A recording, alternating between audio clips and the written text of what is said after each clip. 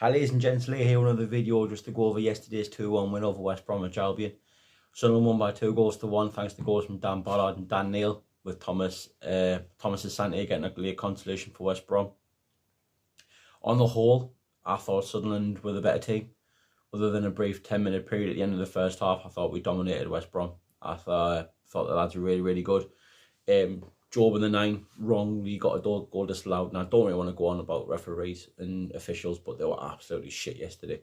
Absolutely shit. Unfortunately, I wasn't there. I had to work, so I was watching the match at work, and I thought we dominated the game.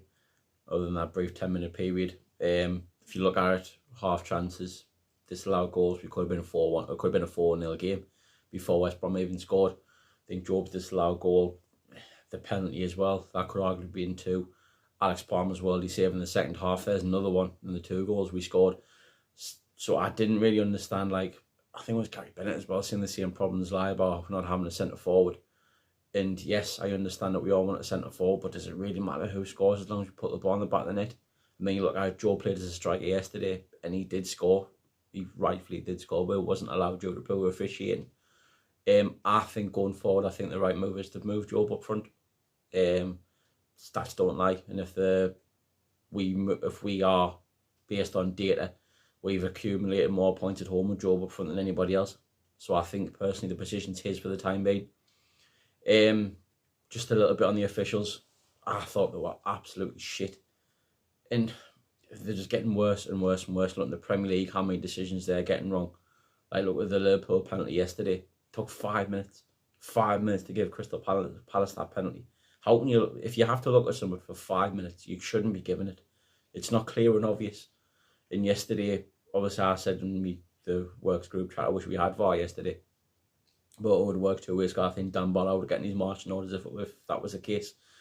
Darlon Furlong, lucky not to be sent off in the end for his elbow on Alex Pritchard, even though I think Alex Pritchard might have saved him, to be honest, because as it was pointed out, he was trying to tell the referee don't book him, it was an accident. The worst one, the lot for me, and it may sound a bit daft considering we had a disallowed goal, a wrong penalty and possibly 2 red cards, was Kip Gray, whatever his name is, barged Patrick Roberts in the face with his shoulder. The referee played on, saw Patrick Roberts was on the floor, brought it back, booked Kip Gray for barging him in the face with his shoulder, then gave Kip Gray an unchallenged drop ball. It's just play on. Why bring it back and boot him for? It's literally guesswork from the officials, and it's the same every single week.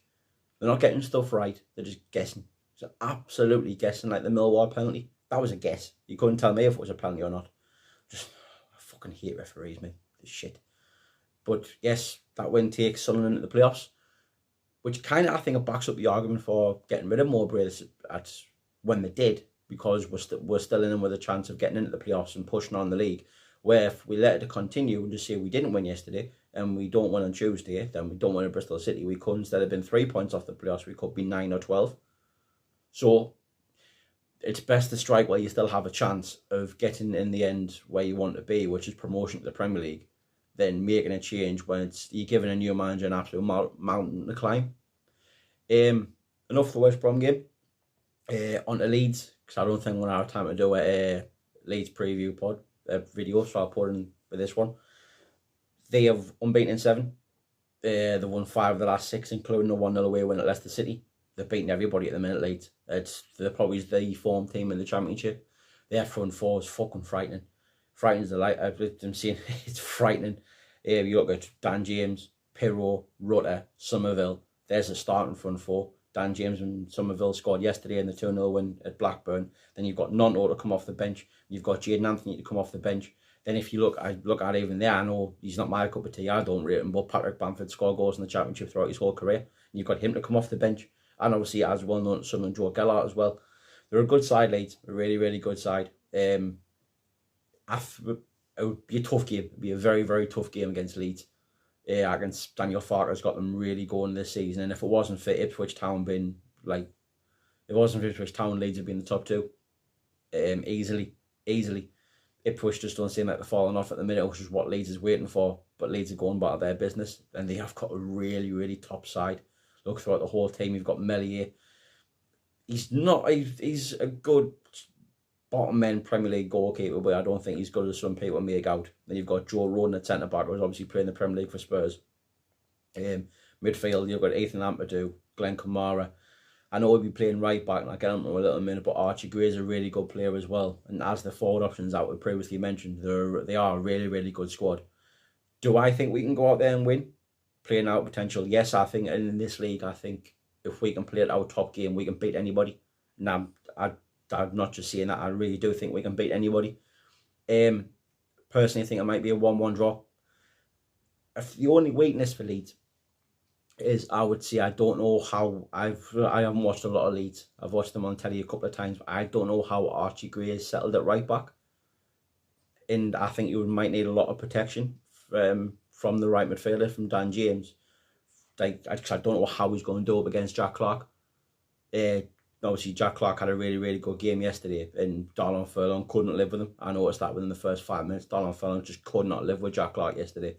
And you got no protection from Dean Garner yesterday. But it depends. I don't know how he plays right back. I know he's naturally a centre midfielder, and he has played right back throughout the whole England setup and for Leeds mostly this season.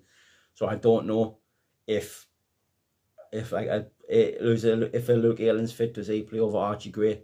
We'll have to wait and see. But I think that's one area we could get at in left back as well. And we've got Sam Byram. I don't know if he came off injured yesterday. But don't know how he's going to do against Patrick Roberts. He's a right-footed left back, so will that struggle against him? It's two areas we can get at. Obviously, be a tough, as I said, it'll be a very, very tough game. A very, very tough game. So I think, personally, my prediction will be 1-1. I think it'll be 1-1. But saying, if we can go out there, play at our top level, our top level, I think we could go and cause them a few problems. I really think we do. Just to end the video, obviously just a little update on the manager situation.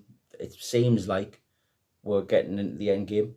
There's stories out there and rumours out there that we've interviewed 7 candidates and now they're down to 2. Apparently 3 have had second interviews. You've apparently a UK-based coach, a Scandinavian coach, and a foreign coach. And if you read the names in the press, it more or less fills it in itself. Me personally, I said yesterday on Twitter that that'll be the 3 interview would probably be Heckenbottom, that Kim Hellberg. Now I won't be surprised if the foreign ones either Julian Sable or Will Still.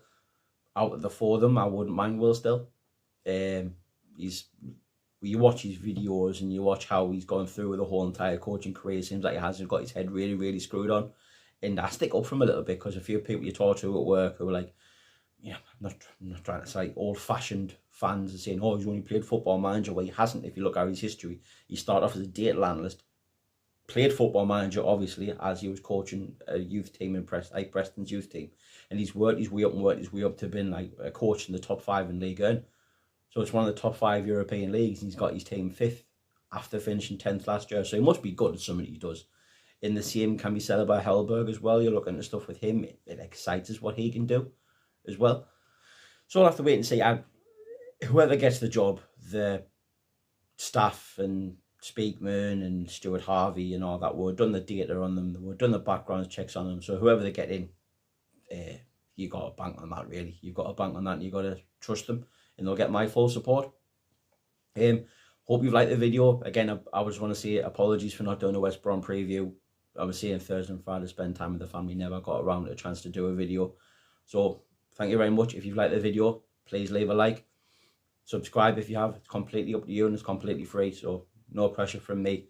I've been Leroy SAFC. You have been an absolute delight, and we'll see you after Tuesday, after the Leeds game, for the Leeds review. How are the lads?